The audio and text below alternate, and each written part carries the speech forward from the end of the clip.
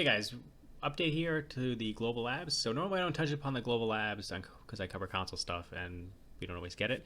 And then if we do, I just cover it when we get it in like a future patch. But here, most likely this is kind of the stuff we're going to get. And what it is global labs is, for those of you who aren't familiar with it, it's like a test environment that PC has for like some players, and then from there it goes pushed to like real Korea servers and PC, and then maybe like a week or two after that it gets pushed to PC North America, and then maybe like a month later or whenever we get the content that it relates to, we get it on console.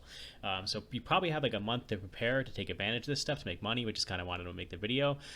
So what's happening in this global labs update, and Andrew's just really skimmed through it like the tail end of his video, which is kind of want to make a separate video just for you console guys, just kind of, and whoever else is watching this, to kind of take advantage of it.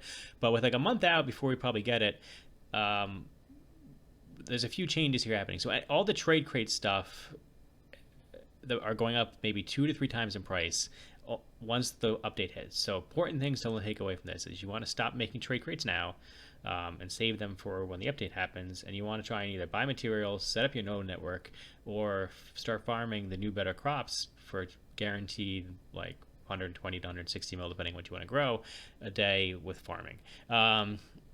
So the farming stuff went up in price. Some interesting things, and I'll touch upon them in a little bit later, because the best thing to box is now different if you're online all the time. The fish went up in price, and I haven't looked at any of these to see if they're worth creating, but I will check them out in a future video, maybe make a separate video on those. But in terms of preparing for us console people, the vanadium, titanium stuff is going to double in price for the melted bars. The coal and iron nodes are going to be worth picking up because they're going to be worth a bit more. And along with, if you gather it all at Pilgrims, your jewelry boxes, your brass boxes, and then the Caltheon tin and the copper nodes over in Valley are probably worth picking up again because they're going up in price. But your trade crates that most people stop processing, or just process like a few times a month once the wood piles pile up, are going to double in price, which is pretty solid. And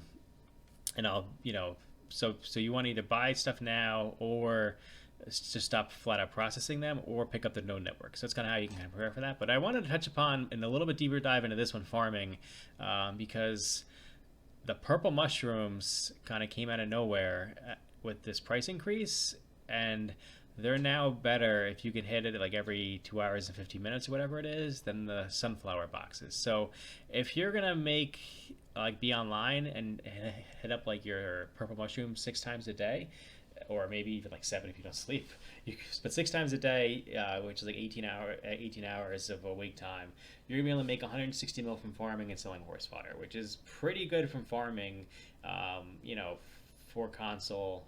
And even PC, it's not, if you grind, some people are like, oh yeah, I just grind for like 2 or 3 hours and make a bill a day and no worries. But a console, the best we have is basically like Valencia 200 mil an hour still. Unless people got crazy gear and go to Star's End and get good luck. But so I just kind of want to throw this out there for you guys to kind of take advantage of it. So you can, just to recap, stop processing trade crates now because the prices are only update when the thing hits. The update happens. You can either grow sunflowers or start if you've already got like those magic seeds set up, or if you can kind of move over to your purple mushrooms and get those magic seeds prepared for when the update happens. You want to reset up your node networks if you want to get back involved into processing. I haven't looked at the fish stuff. If you want to, I'll do a separate video on it later. Get your node network set up for some of these other metals. It's probably worth picking up all the coal nodes and some of the iron nodes in the game now. And that's basically it. I just wanted to throw those out there so you guys, so you can make some money.